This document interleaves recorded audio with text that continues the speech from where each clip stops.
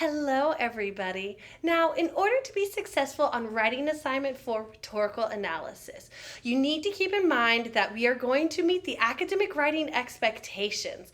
But when it comes to structure, the rule of threes, we're going to go over the specific things needed in your introduction, information, body paragraphs, and your conclusions to ensure that you are successful on this essay.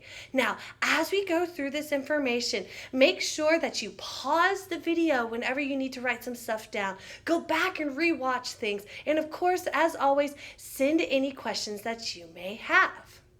Now, if you have yet to complete your writing assignment for organizing worksheet, then go ahead, stop. Pause this video, don't go any further until you complete that, because that is going to be a very huge beneficial outline to help you write your essay. Now, hopefully, all of you here who are still watching this video, you've completed that organizing worksheet so that the stuff that we go over can help fill in those blanks and give you some information about what to do with them.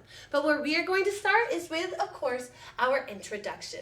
Now, when it comes to the introduction, keep in mind you need to hook in your audience, initiate expectations, and of course, provide your thesis.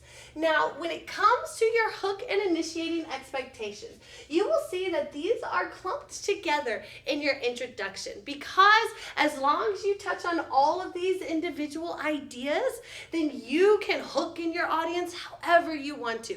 Initiate expectations in whatever order you want to, as long as at some point in your introduction, you let us know the specific ad that you are exploring. That way, your audience knows what it is you're analyzing. In fact, when you mention the specific ad, you might go ahead and tell us about the company the ad came from. As well, you're going to need to let us know what is being sold. The product, idea, and or lifestyle. Really present that information.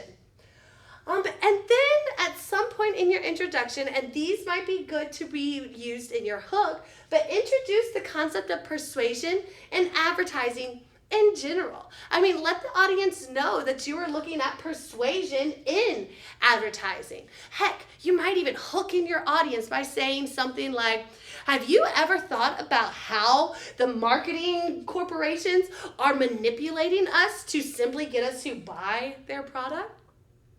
And then you can go in and continue to explore your ideas, especially if you have any necessary and relevant context that is going to help your audience better understand what it is you are analyzing.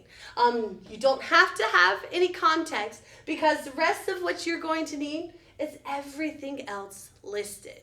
So spend the first part of your introduction preparing your audience for your analysis by telling them the ad and company, what is being sold, as well as the fact that you are analyzing persuasion and advertising, and of course, any necessary context.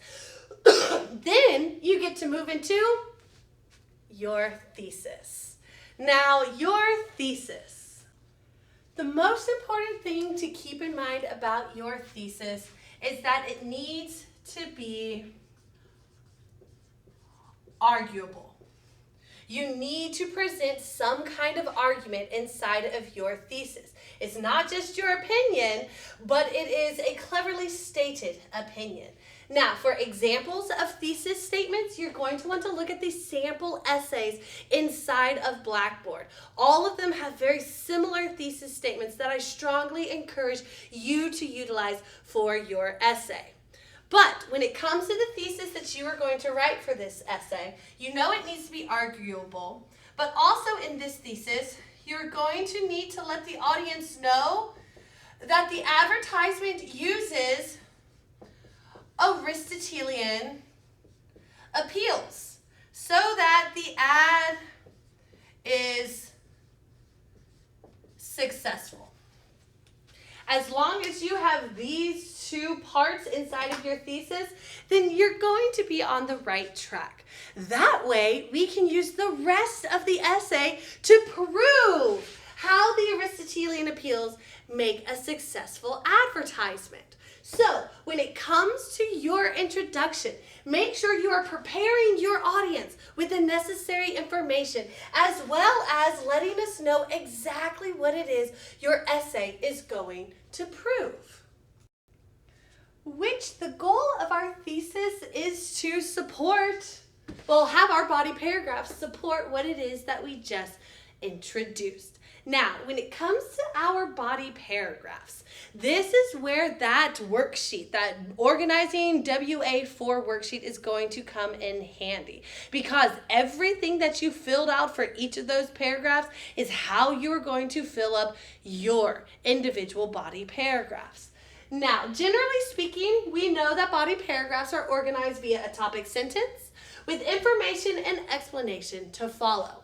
Now, when it comes to your topic sentences this time around, your topic sentence is going to be answering for your audience what, which you should recognize from that worksheet.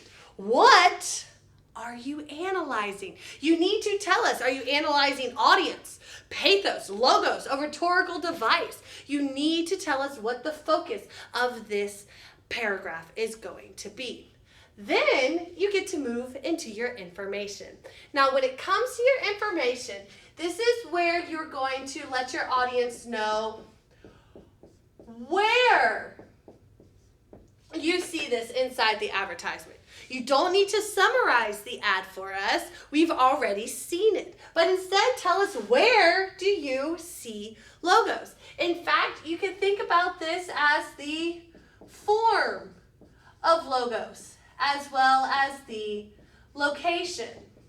Now, if the logos is seen throughout the entire ad, your where is going to be the entire ad. If it's only at the beginning, say it at the beginning. If it happens periodically, say that. Let us know exactly where you see what you just introduced. And then you get to go into the why. Why in regards to persuasion. Why is this persuasive?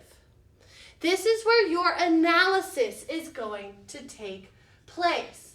I mean, the essay genre is called a rhetorical analysis. So you're going to need to add in your analysis, your explanation about why this is persuasive. Utilize those definitions, the notes, the conversations, as well as your common sense to help you answer that. In fact, when it comes to answering the question why, utilize those things that you already know and understand, those stereotypes that you might associate. In fact, when it comes to your why, this is where you might put it back on the audience. Why does this pathos work? Because the audience is susceptible to those types of emotions. So make sure in your analysis you are explaining to us why. And this should be the majority of your body paragraph. That way, when you get to your explanation, this is going to be answering the question, how? Remember, explanations reference back to our thesis statements. So, how does this help to increase the ad's success? Well, let us know in a sentence all by itself, or maybe, just like we've talked about before, your explanation also occurs in your topic sentence. It occurs when you present your information, or it occurs at the end of your paragraph. Just make sure you answer that question somewhere. In fact, seriously, y'all, utilizing that brainstorming worksheet, you've already answered all 4 of these questions. Now you just have to make sure that it's 5 to 7 sentences. Now, when it comes to your body paragraphs, you can write, well, you're going to have at least, let's see, you are going to have a body paragraph. Body paragraph 1 is going to be all about audience. Body paragraphs 2 3, 4, 2, 3, 4, 3, 4 is going to be one of the Aristotelian appeals. For body paragraph 5, as you will see on that worksheet, this one is optional to talk about rhetorical, let's just put devices up here. This is where you're going to talk about any and all devices that you haven't already mentioned. And then your last and final body paragraph 6, is going to be suggestions for improvement. So that worksheet that y'all completed wasn't just busy work, but it is literally an outline of exactly how you need to organize your body paragraphs in this essay. So make sure you have a minimum of 5 body paragraphs in this essay, otherwise you're going to lose points, and we don't want that to happen. But after all is said and done, after we've written our minimum of 5 body paragraphs, which you can definitely have more, then we get to move into the conclusion. Now, of course, when it comes to the conclusion, these are pretty straightforward. This is the shortest part of this video, in fact. When you start your conclusion, don't forget that transition. If you can't read that, it says transition in a beautiful green color. So always start your conclusion with a transition. And then immediately move into restating your thesis. A lot of us lost points on the last essay because we forgot to restate our thesis. Now, after you restate your thesis, then you get to go in and explain to the audience what are the takeaways. What are those last things that you need to remember? A summary, a revisit, if you will. And then finally, finish up that conclusion with your call to action. Release your audience back out into the world better for having read your essay. In fact, end your essay where you began. If you hooked in your audience with the idea of persuasion, release them back out into the world with the idea of persuasion. If you hooked them in with fun facts about the company, release them back out into the world, reminding the audience about this company. Just make sure when you are writing this essay, you have your introduction, all of your body paragraphs, and your conclusion.